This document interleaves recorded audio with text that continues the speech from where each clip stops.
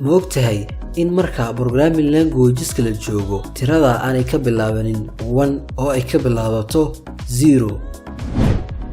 ma ogtahay programmerkii ugu horeeyay in ay ahayd qof dumara mase ogtahay in dumarku aad ay u neceb yihiin programmingka isla markaana ay yar tahay ama ay ku yar yihiin in ay noqdaan programmer sida aad ka garan karto deegaanka aad ku nooshahay ma ogtahay programming languageska maanta aan isticmaalno sida Java, C#, PHP iyo kuwa kale la midka ah sida Java inay ka soo faracmeen programming language loo yaqaano C sidoo kalena C da loo yaqaano mother of programming languages ma ogtahay in operating systemka loo yaqaano Linux lagu dhisay programming language loo yaqaano C sidoo kalena operating systemka loo yaqaano Windows-ka qaybo libaaxley ka qaadatay dhismihiisa ma ogtahay calaamadda semicolon-ta loo yaqaano in macnaheedu ay tahay dhamaadka line-ka code-ka waa marka la joogo programming languageska C family-ga loo yaqaano ee sida PHP iyo C#. haddii aad ka tagto semicolon-tana laga yaabo in programkaagu error u qabsado balse ma ogtahay in programming language kaliya ee C family-ga ee haddii aad ka tagto semicolon-taasi ama haddii aad qortaba isku midka u tahay programkaana errorka aan qabsanayn in ay tahay JavaScript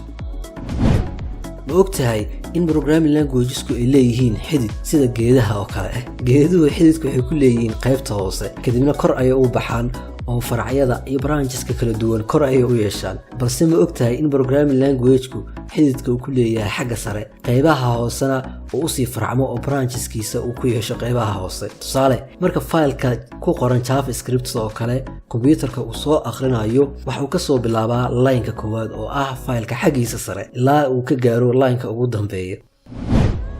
ma ogtahay in ay farqi u dhaxayso in aad noqoto software developer iyo programmer in aad noqotaa software developer ama software engineer waxay u baahan tahay in aad noqoto good problem solver ama aad taqaano ama aad si fiican u taqaano problem solving-ka wax loo yaqaano ma ogtahay in programming language-kii ugu horeeyay ee high level programming language ahaa ee la sameeyay magaciisa la oran jiray Fortran ma ogtahay in hay'adda cirka ee la yiraahdo NASA ee Mareykanku leeyahay in ay weli isticmaasho programyada isticmaali jirtay 70-maadkii ma ogtahay computer viruska waxa loo yaqaano ama viruseska in lagu qoro programming isla markaana ay qoraan ama ay sameeyaan programmers waxaana loo yaqaanaa malicious software oo loo soo gaabiyo malwareskaasi muuqaal hore ayaan ku sharaxay waana mid ka mid ah weerarada loo yaqaano cyber attack oo playlist dhan aan ka sameeyay ma ogtahay computer viruskii ugu horeeyay in uu sameeyay wiil yar oo 15 jir ahaa sanadka markuu ahaa 1982 ama 82 15 jirka reer galbeedka 1980 horaanteeda ayuu virus sameyn jiray 15 jirka Soomaaliga ah ee 2022 ka nool inuu virus sameeyo iska daayay viruska sida la isaga badbaadiyo ama la isaga difaaco xataa ma yaqaan cabsi wahay wallahi ma ogtahay in aad barato codingka ama programmingka isla markaana aad ku shaqaysato inaanay ku xidhneen ama aadan u baahnayn in aad haysato bachelor degree computer science barnaamijkan oo lagu magac daray ma ogtahay isla markaana aan rabo in aan kula wadaago xogo goos ah sida xogaha maanta oo kale oo ku saabsan maxay computer science-ka guud ahaan haddii aad leedahay computer networking-ka computer programming-ka multimedia technician-ka guud ahaan adoo computer science-ka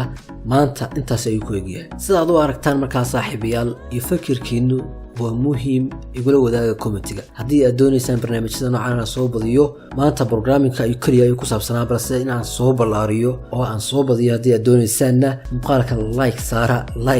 like-tana dee aad la baqaynaysaan maadayaal soo daayo bal ku tijaabiya like-tana la naxsantiin maanta bal ku tijaabiya muuqaalkan bal halkay gaarsiiso intaas ayaan jeclaysay saaxiibayaal maanta inaan idinla wadaago haddii aad ku cusub tahay madashan magacaygu waa Cabdiraxmaan Caagane madashan waxaan kusoo gudbiyaa waxyaabo badan ku saabsan computer science-ka isugu jira casharaan theory practical iyo barnaamijyo caadi ah haddii aad xiiseynayso markaa waxyaabahaas barashadooda nagu soo biir sidoo kale muuqaalka like saar si uu si faafo tan iyo muuqaalka xigta ku kulmeyno sida iyo nabadgelyo